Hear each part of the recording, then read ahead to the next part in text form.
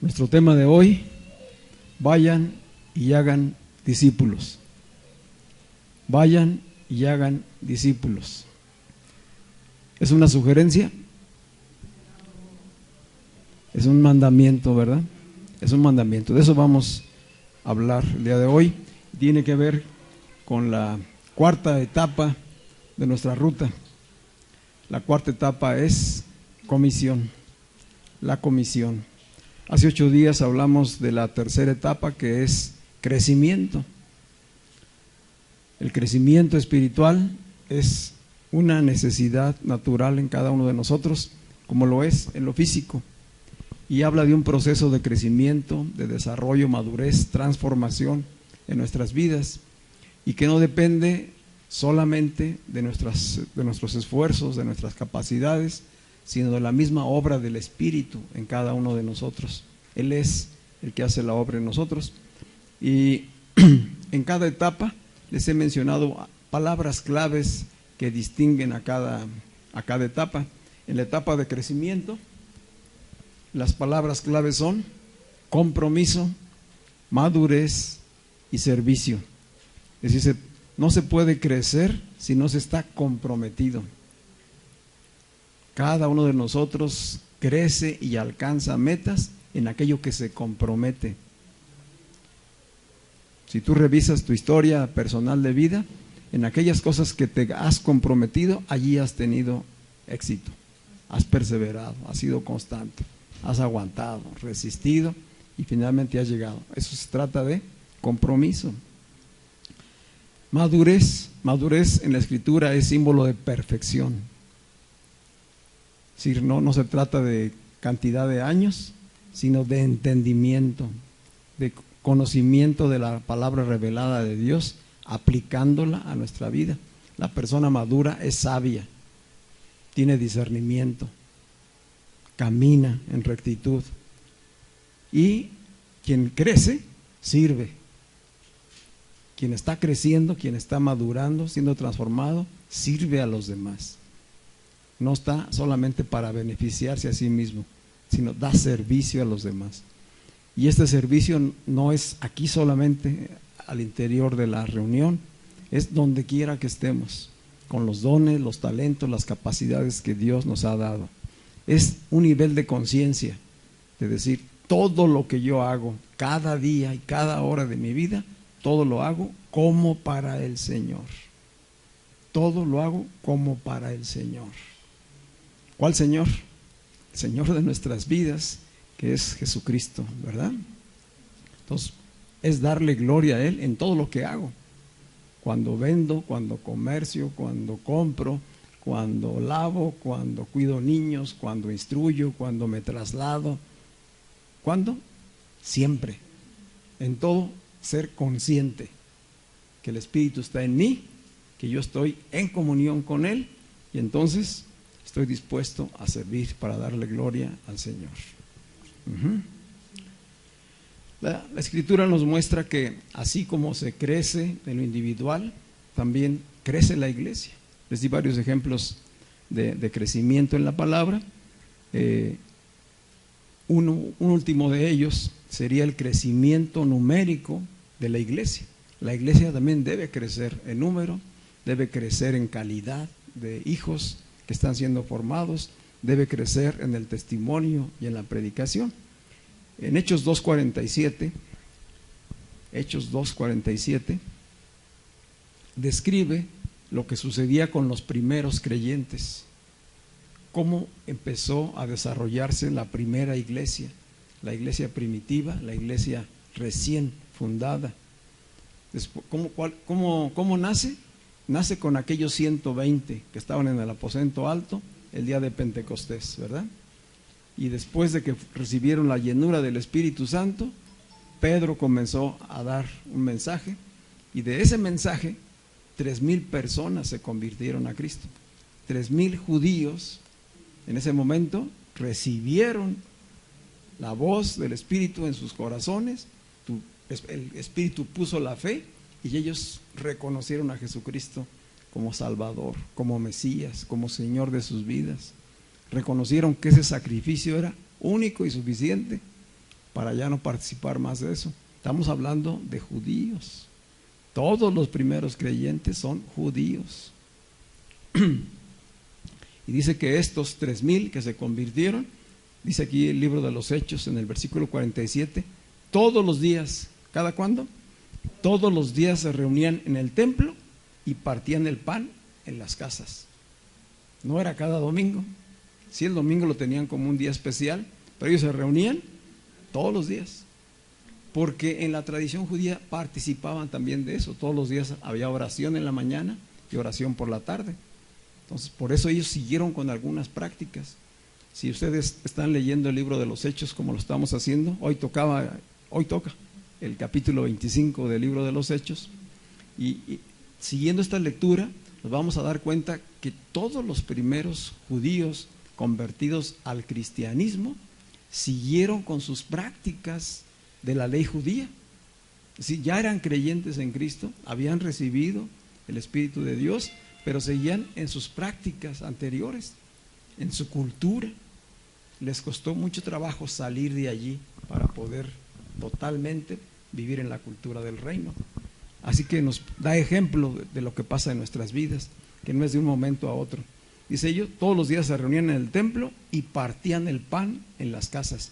¿Qué es este partir el pan? Es lo que acabamos de hacer. Allí tenían la cena del Señor, recordaban el sacrificio perfecto de Jesucristo y todos tenían comunión. Y enseguida, después de que compartían los símbolos de la copa y del pan, dice, comían juntos con alegría y sencillez de corazón, mientras alababan a Dios y brindaban ayuda a todo el pueblo. No estaban solamente centrados en sí mismos. ¿Qué hacían? Ellos alababan, tenían comunión, se reunían, oraban, pero también brindaban ayuda a todo el pueblo.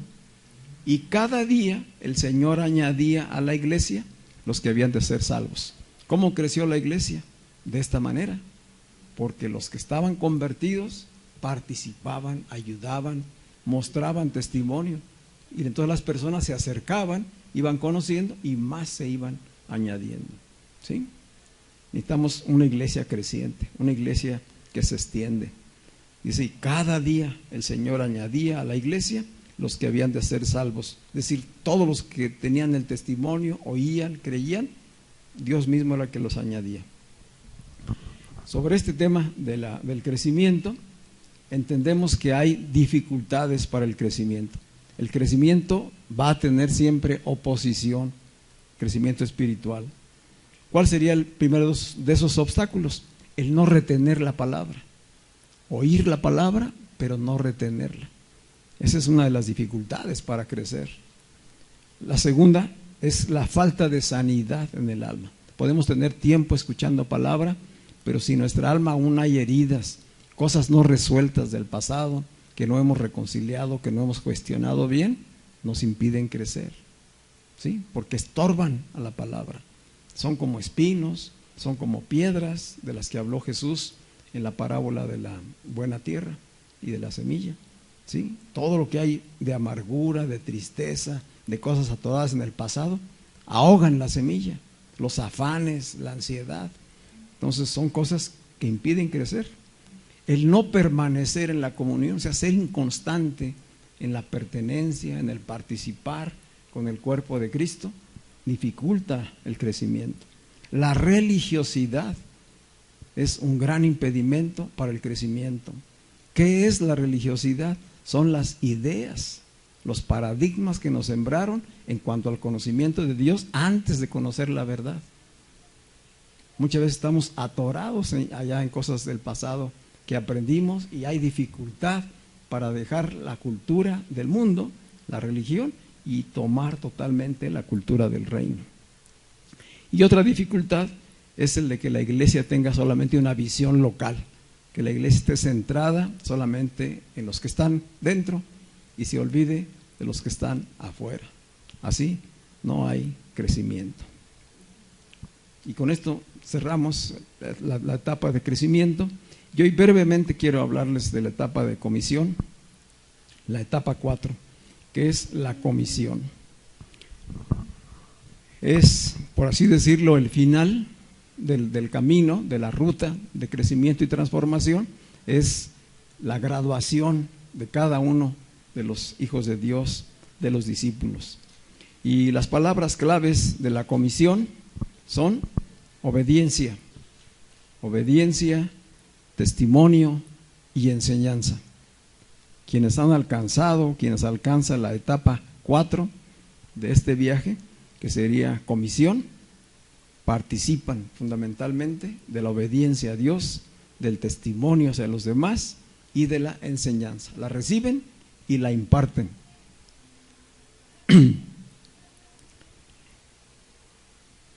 La comisión tiene todo que ver con la gran comisión que Jesucristo resucitado encargó a sus discípulos. Si nosotros recordamos en el Evangelio de Marcos que estuvimos estudiando, antes de que Jesucristo resucitara, ya había enviado antes a sus discípulos. ¿Recuerdan? Primero envió a los 12 a que fueran, predicaran, sanaran, liberaran, y regresaron y le informaron a Jesús lo que habían hecho. Y después envió a otros 70 y les dijo cómo debían de hacer las cosas. Es decir, Jesús vino instruyéndolos en la práctica. No solamente era teoría, no solamente eran enseñanzas teóricas o escritas de la ley, era vivencia. Los 12 discípulos que estaban con Jesús estuvieron 3 años y medio con él. Comían, cenaban, dormían, almorzaban, viajaban, caminaban, enseñaban, liberaban, etcétera, todo juntos, hasta que llegó el día en que él fue apresado. De tal manera que entendemos pues que ser discípulo no es una cosa sencilla, requiere dejar algunas cosas, ¿verdad? Pero vamos a la palabra. En Marcos 16, versículos 15 y 16, casi en todos los evangelios, en los 4 evangelios, hacia el final de los evangelios, se habla de la gran comisión. Los 4 evangelistas le dieron espacio a dar testimonio y enseñanza, a dejar constancia de esto. En el caso de Marcos, él dice ahí en el capítulo 16, versículo 15, dice que Jesús les habló, Jesús resucitado, tiene una entrevista con los discípulos y les dice: vayan por todo el mundo y prediquen el evangelio a toda criatura. ¿A quién? No, sin excepción, a todos. O sea, sean ancianos, sean niños, sean adolescentes, sean jóvenes, sean matrimonios, sean solteros, a todos. Sean negros, sean amarillos, sean blancos, sean indígenas, a todos, ¿verdad? No hay distinción. En el reino no hay etiquetas, no hay razas, no hay distinción de ningún tipo. Y aquí ya no hay circuncisos e incircuncisos. Cristo viene y hace un todo reunido en Él por medio de la fe. Entonces dice a los discípulos: vayan por todo el mundo, prediquen el evangelio a toda criatura. Versículo 16, el que crea, o sea, ustedes predíquenles a todos. El que crea y sea bautizado se salvará, pero el que no crea será condenado. Y este pasaje pues se usa mucho a la hora de predicar el evangelio o de enseñar en la iglesia a hacer evangelismo. Se usan estos versículos. Sin embargo, aquí no está completo todavía lo que es la gran comisión. Realmente tenemos que leer también a Mateo. Entre Mateo y Marcos se complementa lo que Jesús quiso decir acerca de qué es la gran comisión, qué es lo que nos encarga a su iglesia, qué le encarga a sus hijos que se han de convertir en discípulos. Primero somos hijos de Dios por medio de la fe, y una vez que somos hijos tenemos que ser formados en la cultura del reino. Alguien que está en la formación es un discípulo. Así como Jesús formó a los suyos, Hoy la iglesia forma a los hijos de Dios. Entonces los hijos por eso se congregan, para ser formados, instruidos, no solamente en estudios bíblicos, sino en una práctica concreta de la palabra. ¿Sí? Dice Mateo, vamos a complementar lo que Jesús instruyó. Dice Mateo 28, versículos 18 al 20. Mateo 28, 18 al 20.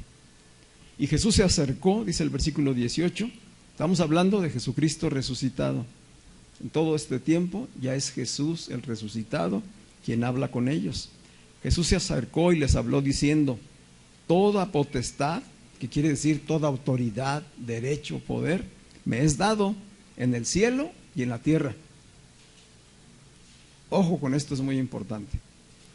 En este momento que Jesús está hablando con ellos, Jesús resucitado, Él está afirmando que todo el poder, toda la autoridad le ha sido dada en el cielo y en la tierra. ¿Por qué? Porque ya la obra fue consumada. En ese momento lo único que faltaba era que Jesús ascendiera al cielo. Pero toda la obra que le encargó Dios a Jesús ya la había hecho, estaba consumada. Por lo tanto, Dios el Padre le dio a Él toda la autoridad, todo el poder, todo el derecho, en los cielos, en la tierra. Él reina hasta el día de hoy. Él tiene todo el poder. ¿Sí? Muy importante. Dice, por tanto, desde esta perspectiva de que yo tengo todo el poder y autoridad que el Padre me ha dado, por eso, porque la obra fue consumada, yo les digo a ustedes, vayan y hagan discípulos en todas las naciones. Es decir, que vamos en nombre de ¿quién? De Jesucristo, de quien tiene todo el poder y la autoridad. O sea, no es decir, vayan, ahí como puedan y háganle a ver qué consiguen, ¿verdad? No, tenemos que ser conscientes, claros, de que vamos en el nombre, el poder y autoridad de Jesucristo. O sea, este mandamiento incluye, es decir, van en mi nombre, van en mi nombre, son mis embajadores, ¿sí? Son ministros competentes del nuevo pacto. Yo les doy autoridad para que ustedes vayan y hagan discípulos en todas las naciones y bautícenlos en el nombre del Padre y del Hijo y del Espíritu Santo. Versículo 20, enséñenles. Fíjese bien, ¿qué dice que les enseñemos? Enséñenles a cumplir todas las cosas que les he mandado. No dice, denles cursos bíblicos. ¿Qué dice? No dice eso. ¿Qué dice? Enséñenles a cumplir. Enséñenles a obedecer. ¿Cómo alguien puede enseñar a obedecer cuando no ha aprendido a obedecer? ¿Cómo alguien que no ha aprendido a obedecer puede enseñar a otros a que obedezcan? No se puede. Yo no puedo hacer discípulos si antes no he sido discípulo. Primero tengo que ser discípulo yo para entonces formar a otros, ¿verdad? Dice, enséñenles a cumplir todas las cosas que les he mandado y yo estaré con ustedes todos los días hasta el fin del mundo. Amén. Esta es la gran comisión. Entonces complementa lo que dice Jesús en Marcos con lo que dice aquí en Mateo. Prediquen, bautícenlos. El que crea será salvo, ¿verdad? Cuando dice Marcos que el que crea y se bautice, no es que el bautizo sea una condición para que sean salvos. Las personas son salvos por medio de la fe. Y el bautizo es una ceremonia de testimonio público. Por eso eran bautizados. Todos los que creían en Jesucristo, inmediatamente de que creían, eran llevados a las aguas, a un bautizo de inmersión. Había que sepultarlos en agua para confirmar la obra de salvación que ya había sido hecha por medio de la fe. Entonces en ese momento se da testimonio de que se ha muerto a la naturaleza del pecado y se resucita a una nueva vida. Por eso es importante la ceremonia del bautizo. Así que Cristo hoy está sentado a la diestra del Padre. Él reina, Él tiene toda la autoridad Y desde esa posición de autoridad nos dice a nosotros, vayan y hagan, vayan y hagan. Son acciones concretas, ¿sí? Primero hay que ir y después hay que formar a esos discípulos. Pero no se les forma solamente con llevarles un mensaje y decirles recibe a Cristo. No, ese es el comienzo, ¿sí? Que por la fe el Espíritu toque a las personas y reconozcan a Jesucristo como su Señor y Salvador.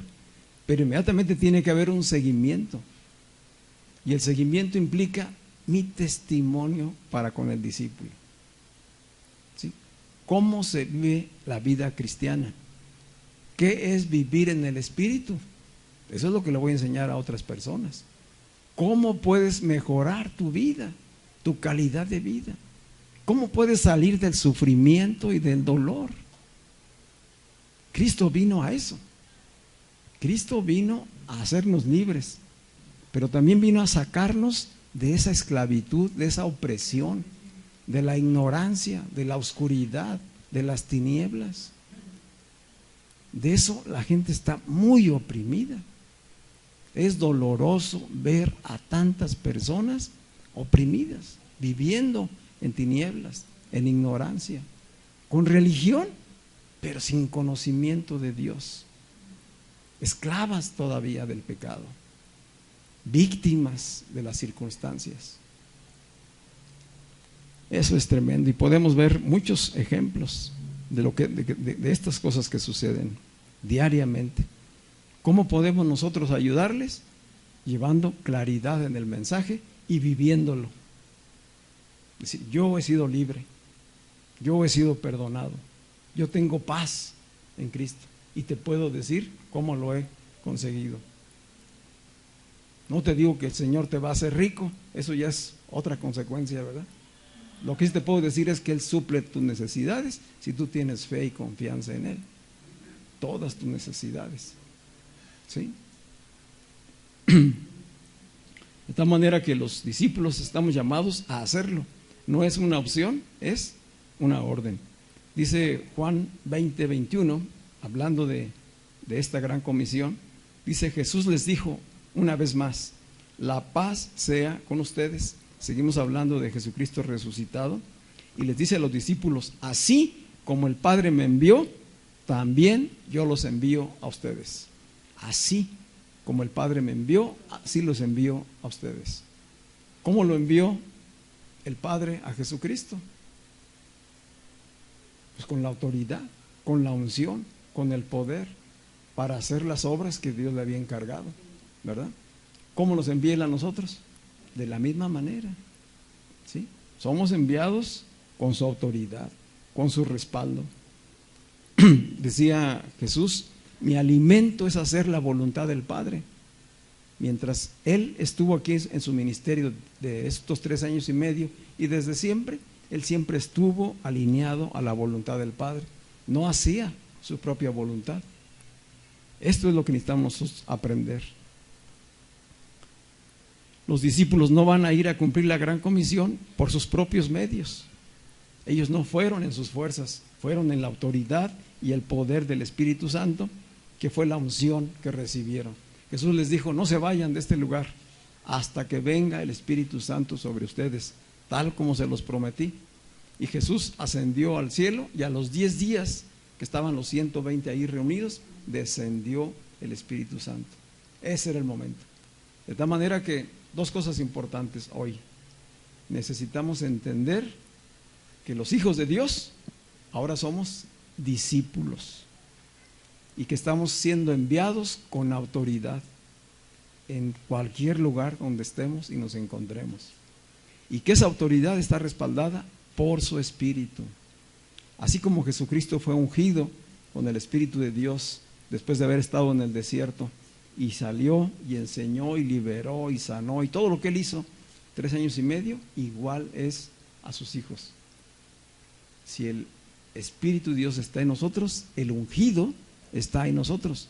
No necesito una unción especial. No necesito que vengan y oren por mí y me unjan para poder ser enviado. No, ya el ungido habita, permanece en mí y puedo ir en su nombre. Amén. ¿A dónde? Dice a todas las naciones. A lo mejor nosotros no vamos a poder ir a todas las naciones. Hay congregaciones, hay iglesias que su visión es las misiones y siempre están pensando en enviar gente fuera. Pero nosotros aquí tenemos mucho que hacer. No necesitamos pensar en irnos a Brasil o irnos a Europa o a África. Allí en la colonia hay mucho que hacer. Allí en la tortillería, allí en el mercado, allí en la escuela de tus hijos, ¿verdad? Aquí afuera hay mucho en donde testificar y dar las buenas nuevas. ¿Cómo lo vamos a hacer? Cada vez que detectemos una necesidad, sensibles a las necesidades y tener la seguridad de que podemos bendecir a esas personas. Fuimos bendecidos para bendecir, ¿sí?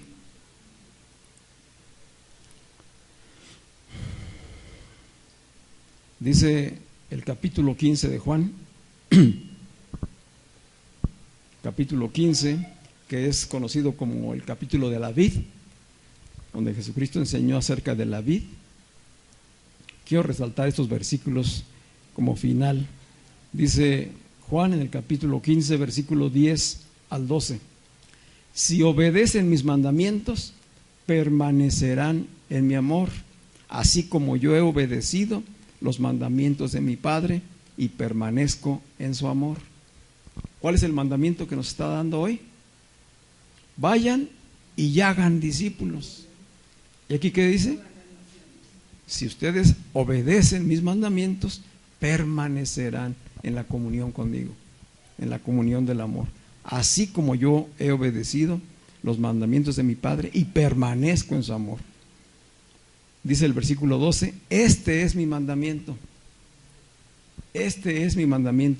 que se amen unos a otros como yo los he amado. ¿Cómo es como debemos amar? ¿Cuál es el modelo? Como Jesús lo hizo. Así como amó y vivió con esos 12 durante sus 3 años y medio, y les enseñó, les instruyó, convivió, todo lo hizo con ellos, así nos llama a nosotros. ¿Dónde? En el cuerpo. Para eso nos estableció en el cuerpo.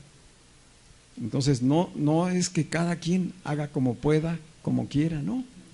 Hay un orden, y ese orden es en el cuerpo, bajo la autoridad, bajo la unción, bajo la enseñanza, instrucción del cuerpo de Cristo, que es la iglesia. Dice el versículo 16: ustedes no me eligieron a mí, más bien yo los elegí a ustedes. ¿Qué somos?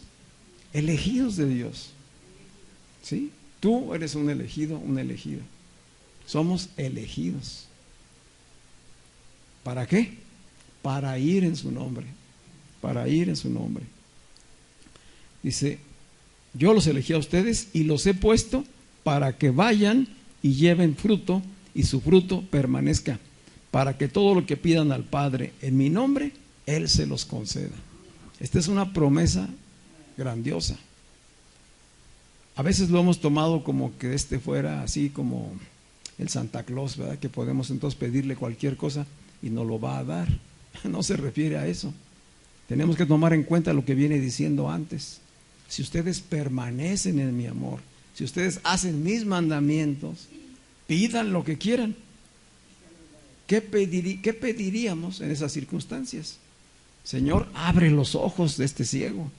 Señor, sana a Nelly, ¿verdad? Que estos sordomudos puedan hablar, que Gaby pueda tener su bebé. No vas a pedir: Señor, dame dinero porque hoy no tengo. No es de eso de lo que se trata. Es de que al estar en su amor, nuestra compasión crece por lo que está a nuestro alrededor. Claro que si tienes una enfermedad, puedes pedirle al Señor la sanidad, ¿verdad? Conforme a tu fe y al propósito de que Dios tenga en tu vida, Él va a obrar. Pero dice Él: yo les voy a conceder, el Padre les concederá lo que le pidan en mi nombre, cuando estén haciendo aquello que tiene que ver con su propósito, con su propósito. Este es mi mandamiento, para ustedes, que se amen unos a otros. Dice el versículo 20: si han obedecido mi palabra, también obedecerán la de ustedes. Tremendo, ¿verdad? Si ustedes han obedecido mi palabra, también obedecerán la de ustedes. Decíamos, no podemos nosotros hablar de tener discípulos, de estar instruyendo y formando a otros, si no estamos bajo autoridad, si no hemos sido discípulos.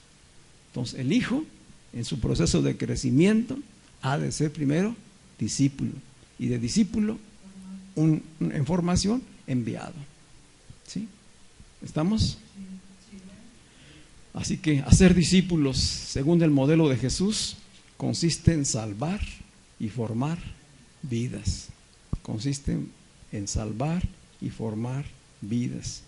Consiste en sacarlos de las tinieblas y llevarlos a la luz. Vamos a estar de pie.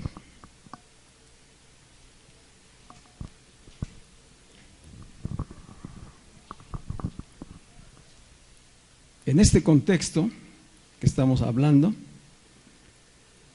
podemos entonces retomar un pasaje importante en Lucas capítulo 4, 18, que son los inicios del ministerio de Jesús aquí en la tierra.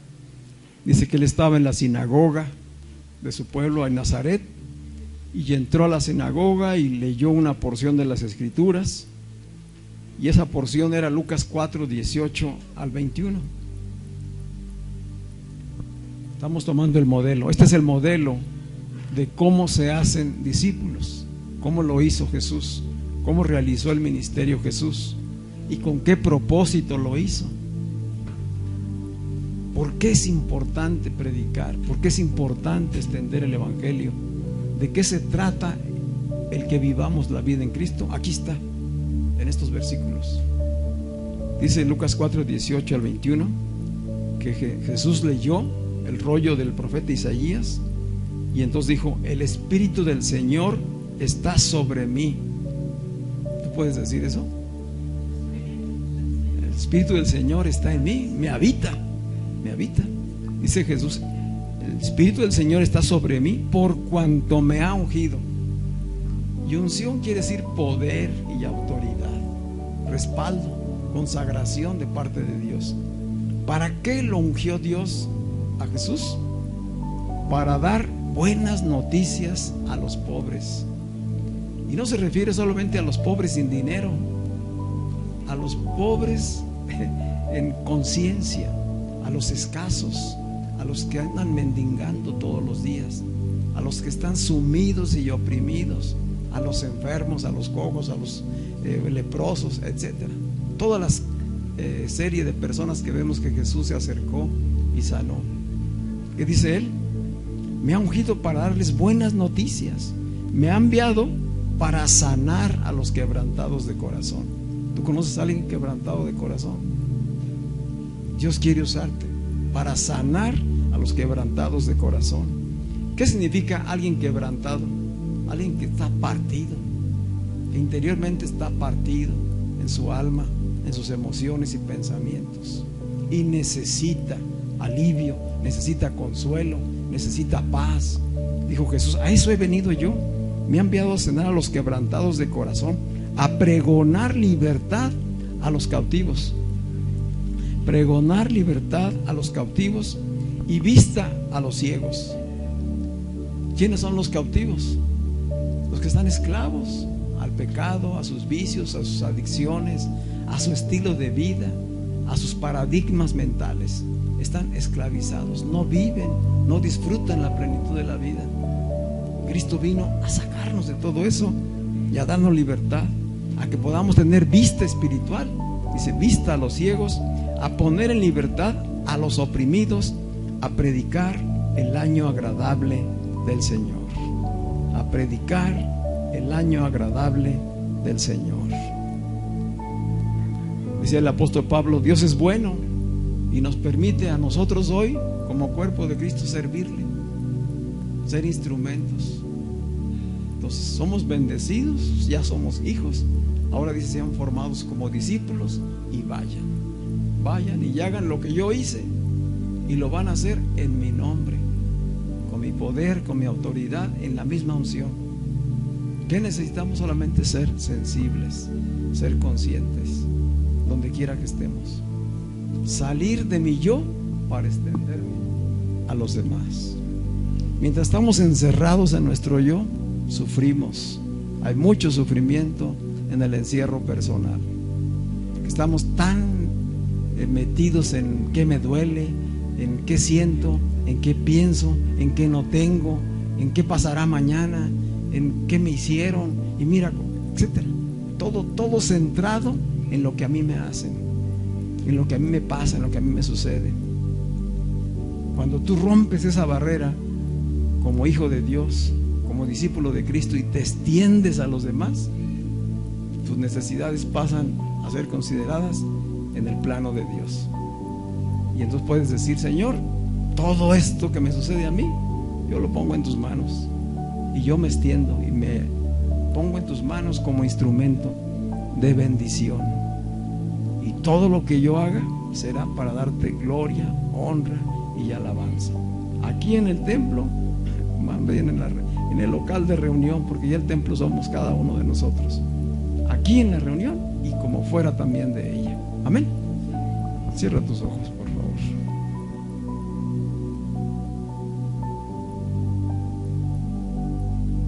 Es un privilegio que tú nos has dado, Señor, el hacernos servidores, ministros tuyos, Señor.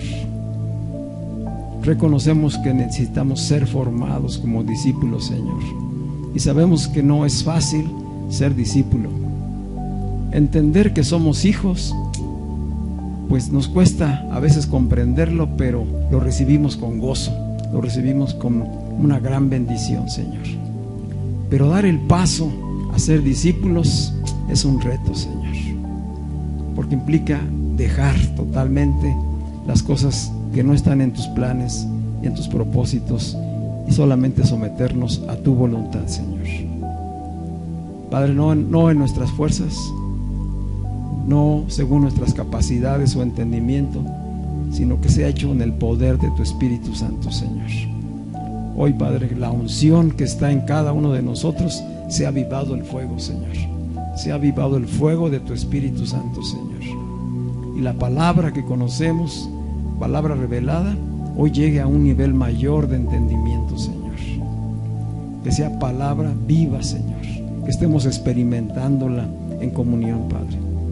Y que cada día crezcamos más en extendernos hacia cada uno de los que tú nos acercas, Señor.